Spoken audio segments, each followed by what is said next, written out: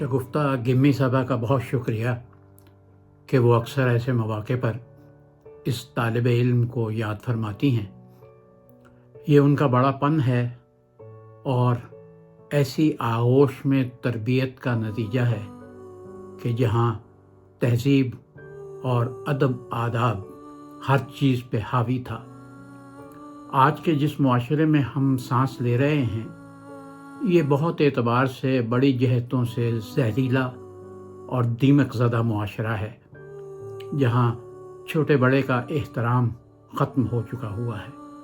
मगर शायद हम खुशकिस्मत लोग हैं जिन्होंने ऐसे वक्त में ऐसे मुआशरे में आँख खोली जहाँ वालिदैन पहला दर्स जो दिया करते थे वो बुज़ुर्गों की और बड़ों की इज़्ज़त व एहतराम का था। सलीम खान गिम्मी रेडियो पाकिस्तान कौमी वर्से का इदारा है। यह और बात कि जिस तरह इस इदारे की कदर नहीं हुई मुल्क में, इसी तरह इस इदारे को परवान चढ़ाने वाले और इस इदारे को बाकायदा एक बड़ा बैनुल अक़वामी नाम देने वाले लोगों की भी कदर नहीं हुई। रेडियो पाकिस्तान ने जो नाबग़ाए रोज़गार लोग पैदा किए, उनकी तादाद कोई सैकड़ों या हज़ारों में नहीं है, चंद दर्जनों में है, वरना काम करने वाले तो हज़ारों की तादाद में हैं। वो चंद लोग जिन्होंने रेडियो पाकिस्तान को रेडियो पाकिस्तान बनाया, उनमें ज़ैड बुखारी से लेकर मेरे वालिद मरहूम मुस्तफ़ा अली हमदानी और फिर बहुत से नामों की फहरिस्त से होते हुए हम सलीम खान गिम्मी तक आते हैं। सलीम खान गिम्मी रेडियो पाकिस्तान की पहचान थे, पहचान हैं, पहचान रहेंगे। यह और बात कि इस इदारे ने बहुत से ऐसे लोगों की कदर नहीं की। कम से कम एक काम अगर कोई भी ज़ी शऊर सरबराह कर जाता या किसी हुकूमत को गलती से इस बात का ख्याल आ जाता तो वो ऐसे लोगों के मुजस्मे तो शायद ना बना पाती, लेकिन ऐसे लोगों के नाम किसी जगह पर महफूज कर दिए जाते।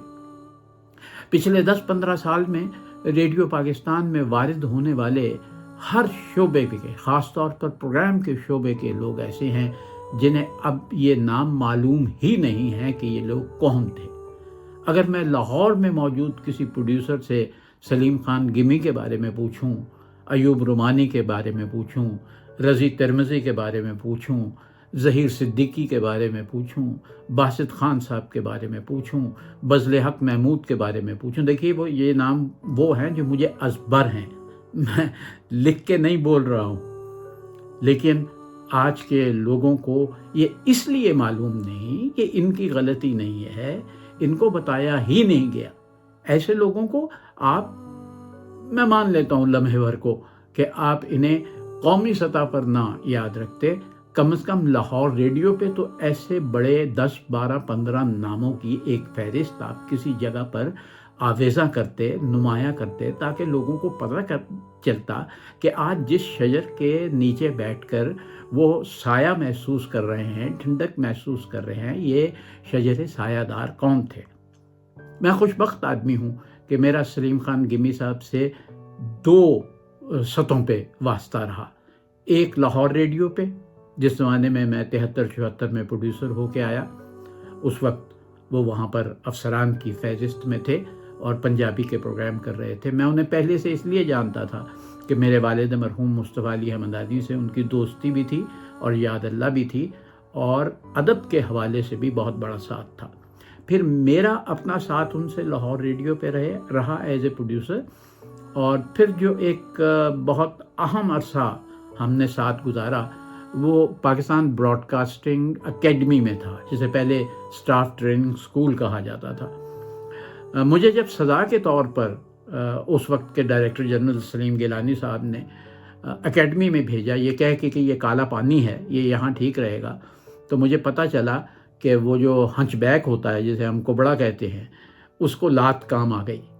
तो सलीम खान गिम्मी साहब से मेरा वास्ता वहाँ खासा अरसा रहा और मुझे महसूस हुआ कि एकेडमी ऐसे ही लोगों के बलबूते पर चलनी चाहिए جن کا تجربہ ہمہ جہت ہے.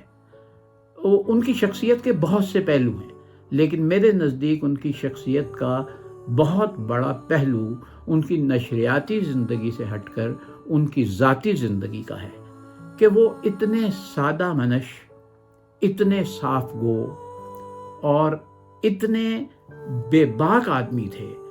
بے باک میں منفی معنی میں استعمال نہیں کر رہا، بے باک ان معنی میں استعمال کر رہا ہوں کہ وہ جو سوچتے تھے، جو اسے درست سمجھتے تھے، اسے بڑے سے بڑے افسر کے سامنے بھی کہہ دیتے تھے. انہوں نے ریڈیو پاکستان میں پروڈیوسرز کو تربیت دی، پروڈیوسرز کو پڑھایا اور اپنے جیسے کئی سلیم خان گمی پیدا کرنے کی کوشش کی، اگرچہ کوئی دوسرا سلیم خان گمی پیدا نہیں ہو سکا. میں نے انہیں مائکروفون کی تکریم کرتے ہوئے دیکھا، میں نے انہیں اسکرپٹ لکھتے ہوئے جس ہمہ تن طریقے سے اسکرپٹ لکھتے ہوئے محض دیکھا.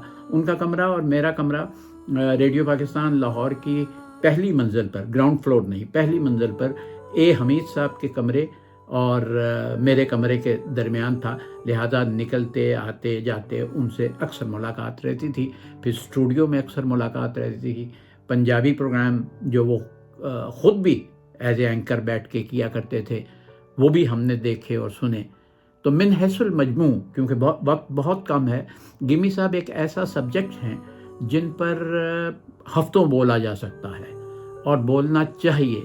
ہماری بدقسمتی یہ ہے کہ آج پاکستان ٹیلی ویژن میں یا ریڈیو پاکستان میں کوئی ایک ایسا پروگرام نہ کیا گیا، نہ شاید کیا جائے گا، جس میں اب بھی جو لوگ زندہ ہیں ان کو بلایا جائے، ان سے پوچھا جائے ان لوگوں کے بارے میں جو ریڈیو کے سر کا تاج تھے.